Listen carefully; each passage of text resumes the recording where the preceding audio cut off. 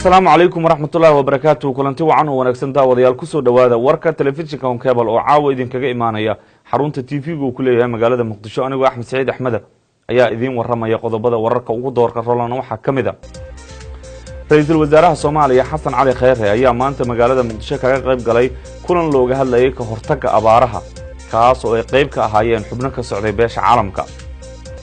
madaxweynayaasha dawlad goboleedyada Puntland iyo Koonfur Galbeed ayaa maanta waxay gaareen magaalada Dhuusamareeb ee xarunta u ah Galmudug halkaas oo hore u sugnaa madaxweynaha Jamhuuriyadda Federaalka Soomaaliya Maxamed Cabdullaahi Farmaajo.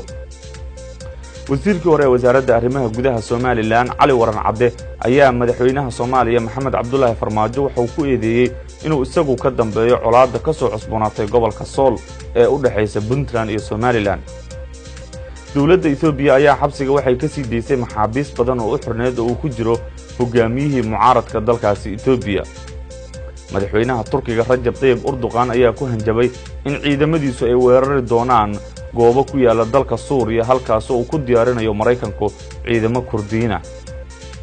wararka kale aad ku daawan doontaan warkeena caawa waxa kamid ah diyaarad ku socotay garoon diyaaradeed isla markaana ka baxday wadadii ay ku socotay ayaa waxay ku sigatay inay ku dhacdo badda.